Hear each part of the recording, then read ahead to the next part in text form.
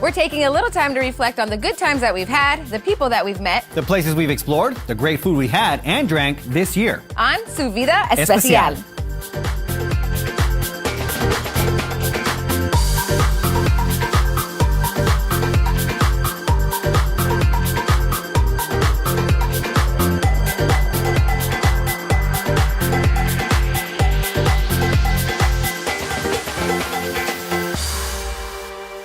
Hey, if you've been following us all year, you'd know I'm J.R. Cardenas. And you'd know I'm Vanessa Ramirez, and this is Su Vida Especial. And what makes it especial? Well, as I explained in our first show, we're taking one topic, examining it from every angle, and devouring it. Yes, and who would have guessed? Our first Su Vida Especial was all about food. We did a lot of devouring at La Purísima Pastelería. It's a great family business that's been serving up the most delicious food for years. We're a Mexican bakery. We're very proud of it, and we do everything from scratch. It's a family-owned business. It's been run by the same family for 30 plus years, so very exciting.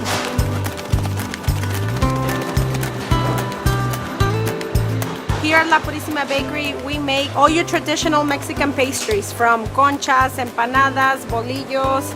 We make tamales, we make burritos, menudo on the weekends. And we also make cakes. Bakeries are fun places to visit. And on that show, we also visited the Serreta Candy Company and saw some of the best tacos being made. And a really fun story was about getting to see how some Valley chefs were getting creative in the Girl Scout Cookie Dessert Challenge. You know, JR, most people kick off the new year with an effort of trying to lose a little weight. But not us, we went straight for the cookies, and I don't regret it one bit. Me either. But we made up for it on the next show. Not. Wow, you gonna eat all that? When we went to Jake's and we did a show all about amazing kids. That place was so much fun. And yes, there were plenty of healthy food choices there, but we just never seem to make good choices. Yeah, in our food, in our careers, in our friends, in our finances. I mean, I can keep going. Who talked me into wearing that monkey mask? Oh gosh, as if you need to be talked into doing stuff like that. That was a cool show because of the kids we met, including a 7-year-old who runs her own business, and Jordan, a young writer with her own publishing company. If you work hard in every way, your dreams can become reality. You were made with many gifts. Find yourself, reach inside, look for your strengths, and strive to thrive, thrive, thrive. Hi, I'm Jordan Davis Wiley. I'm with Nickelberry Works LLC, and I am a published author.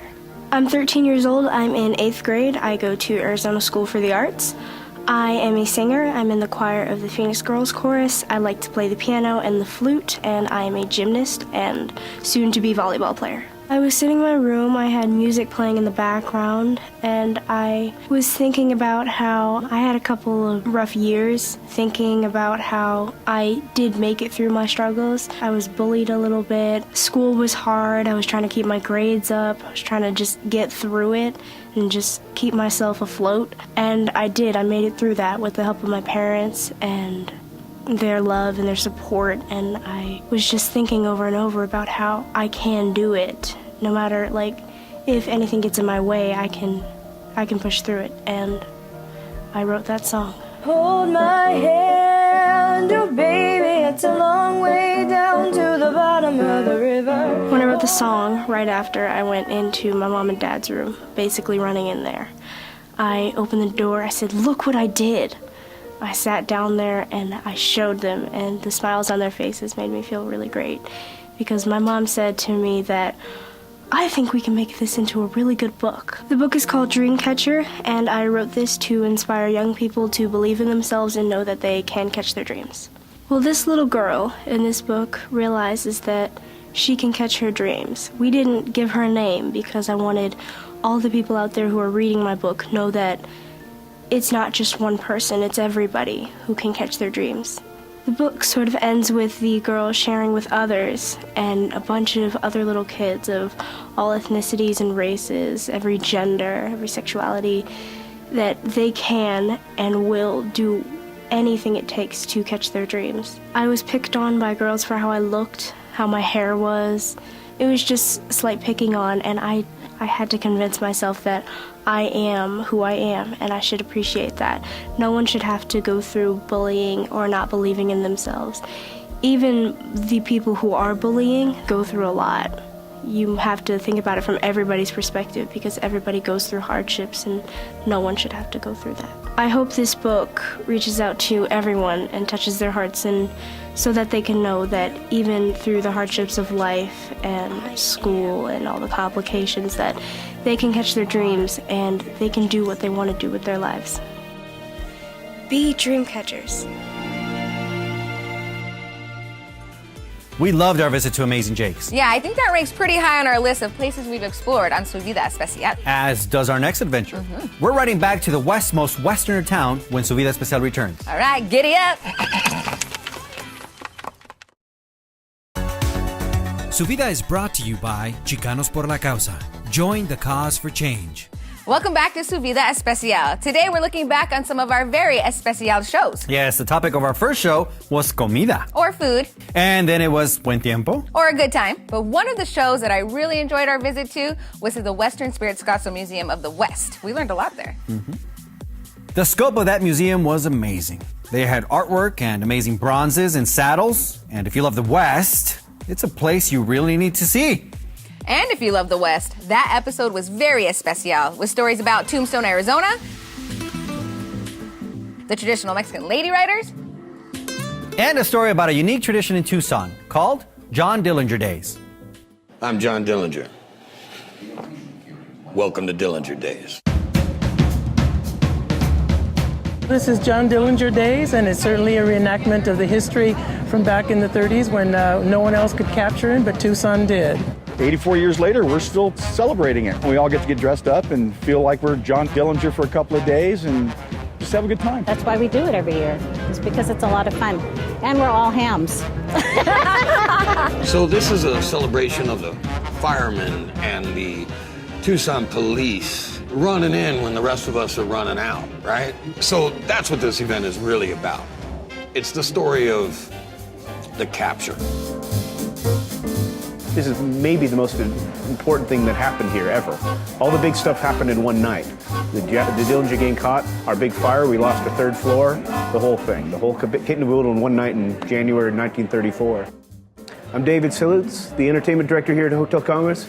Welcome to Hotel Congress. The real story is we know the gang stayed here for sure. We're not sure if John himself stayed here one night. He actually went off, he had a girlfriend over on 2nd Avenue, not too far from here, that he moved over to, and the rest of the gang was staying here the night we had this big fire. And the gang was subsequently rounded up from the police department because those guys had to leave. The fire department guys recognized them and grabbed them. And then they subsequently led them to John, who was over on 2nd Avenue. And the only reason those guys were even caught here at all is because they tried to move into the same house John was at, but the gal who was renting the house was waxing the floors and said, "No, you got to stay at Congress one more night." And that was the fateful night they were all captured. He's so part of this place that you're going to feel that Dillinger, you're going to feel that gangster era when you come down here for sure. I look at guys like Dillinger, Jesse James, Billy the Kid. Why are they so popular, so romantic in our minds? I think it's because they all came at a time when it was hard times for everybody in the country. And they gave back a little bit, and they gave some hope to those without. That attitude of helping the little man is why he became popular. If he hadn't had that, he wouldn't be the name that he is today. He was cocky, he was funny, he looked like he was enjoying himself while he was doing all this stuff. So he could have been an actor if he'd wanted to. Life of crime instead.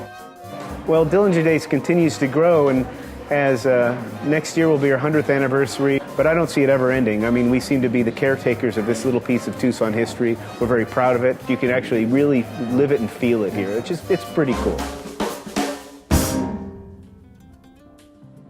Public Enemy #1 captured right there in Tucson. Yeah. And after our Wild Wild West show, we became a little more sophisticated. Oh, yes, we did. We did? Well, we tried. We tried. We took our show and our game to the fairways of the Grand Canyon University golf course. And we gave you our top 10 reasons to love golf. Which brings us to our first reason why we love golf. Vanessa, it takes you outside and lets you become one with nature. Reason number 7, there are golf courses all over the valley. This one, for example, is the university's, but it is open to the public, and all the greens fees around the courses are exceptionally affordable during the summer months. Oh, yeah. Reason number 9, golf is easy to learn. But it's a difficult game to master.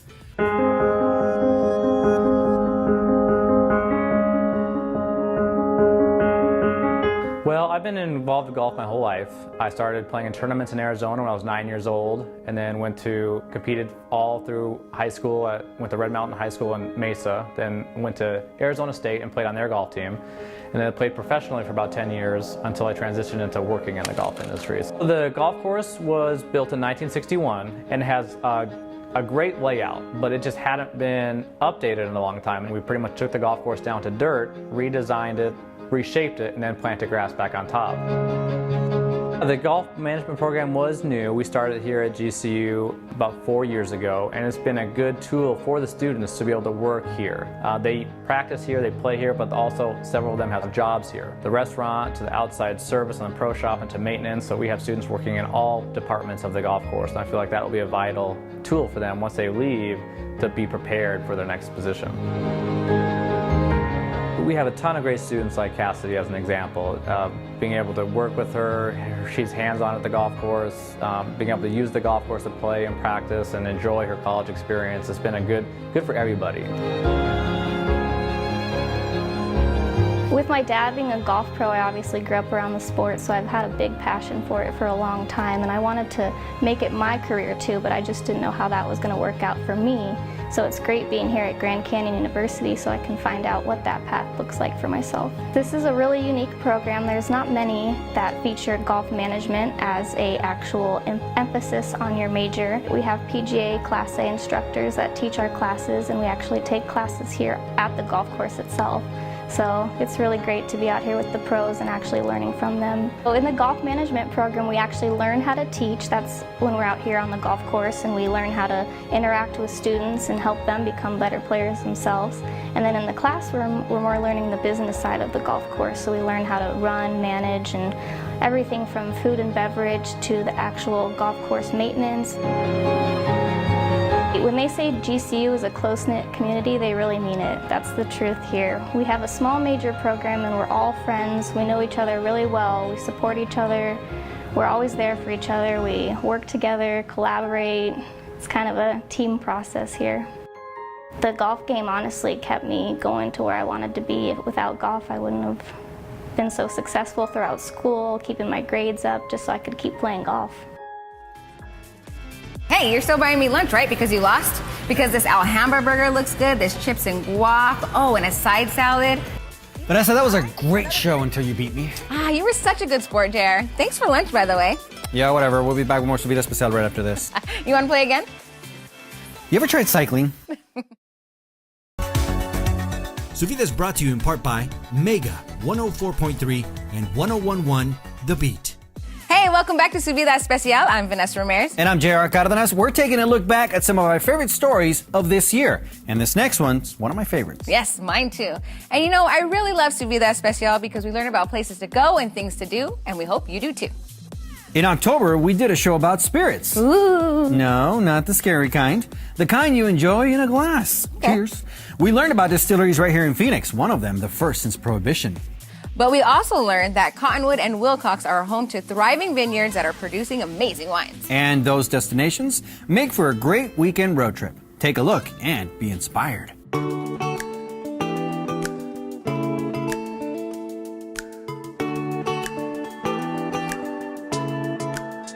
18 years ago, I planted my first vines just south of Wilcox, but there was no facility there at the time to make wine, and I wanted to open a tasting room, and we found this town which had all this perfect historical beauty. I mean, there's no new building on this street. It's just, the street is perfect, and it's a really good example of how wine can transform a community. brings in culture, it brings food, it brings art, it brings music. A couple of years ago, the Arizona Republic called Cottonwood the gourmet destination for Phoenix, and you know, there's 22 restaurants here.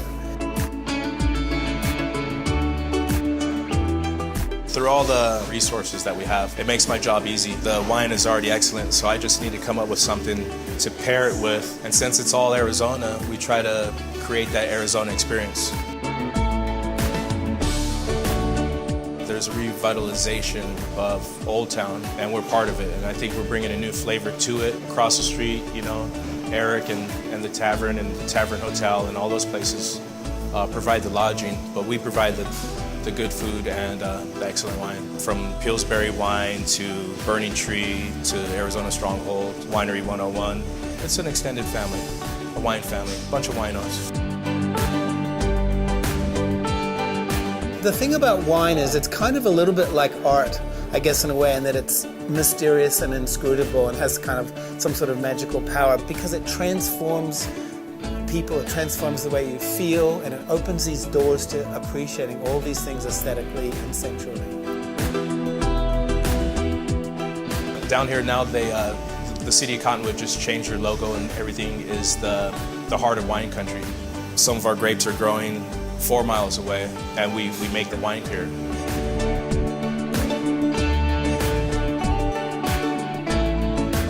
The best thing about Cottonwood, I think, is scale.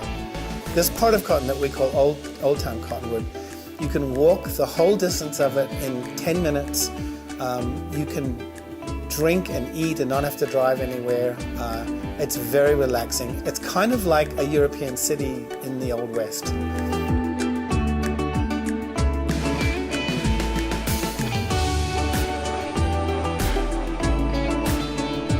People should come to Cottonwood because do yourself a favor, get out from wherever you're at. It's gonna be that city feel in a small town. Get out of the hustle and bustle, enjoy yourself, live life, eat, drink, and be merry. Come to Cottonwood.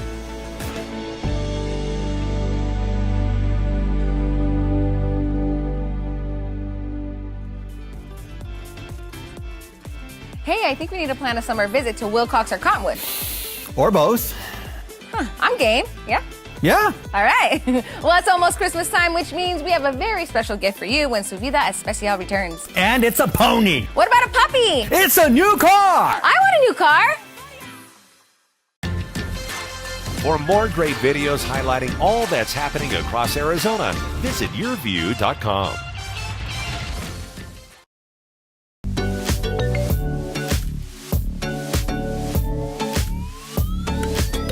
Welcome back to Su Vida Especial. It's the last show of 2018, and we thought we'd go out with a bang and share a story that we know you'll enjoy. Now, over the years, we featured a lot of mariachi bands here on Su Vida, which is important because it's part of our culture, and it's a fabric of who we are. In fact, every time I listen to that music, it puts a big smile on my face. You too? Yeah. All right. Well, we recently caught up with Marisa Ronstadt. You know that name sounds familiar, right? Talent runs deep in her family, and one of our producers recently caught up with her, Weston Watson, as she performed at the Orpheum Theater. You're really going to enjoy getting to know this lady. Ladies and gentlemen, please welcome Phoenix's own Marisa Ronstadt.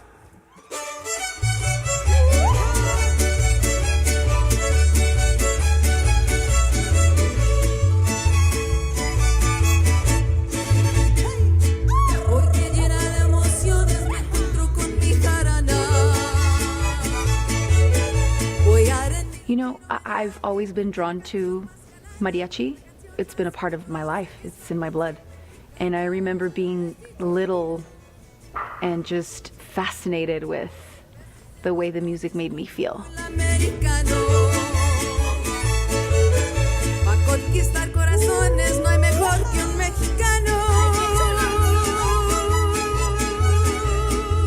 It's a part of my culture. It's a part of my family. There was a point in my life where I felt like I wasn't good enough for it because it's so good and it's so Mexican, and you know, I'm Chicana, soy Chicana. I was born here. I am of Mexican descent, but I am not Mexican.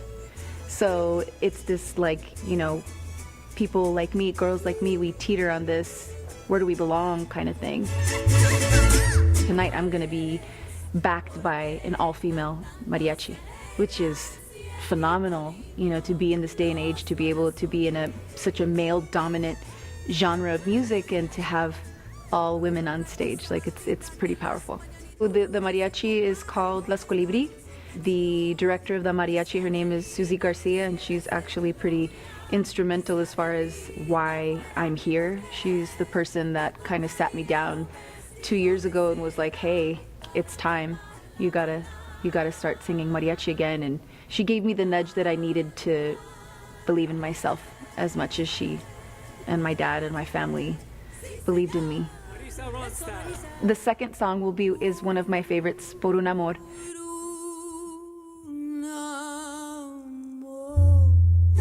It's one of the first songs that I ever learned when I began to fall into this world of mariachi music.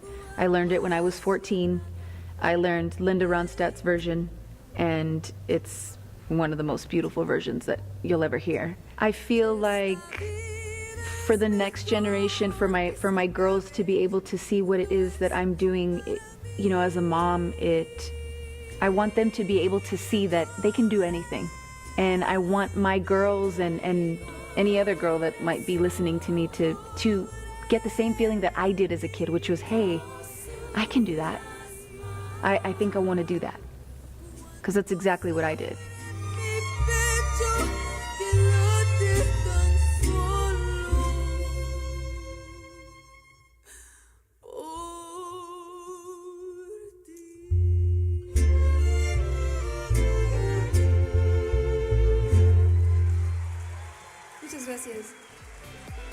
Well, that was a fun show. Yeah. Vanessa, any resolutions for this new year? Well, I think I'm going to eat more and exercise less. You're kidding, right? Well, since I always break my resolutions, that means that I will exercise more and eat less. I knew there was a strange logic to your theory. We hope your resolution is to join us for Su Vida and Su Vida Especial right here on Yurview. All right. Well, we appreciate you. Happy holidays. And Happy New Year. We'll see you in 2019. High five.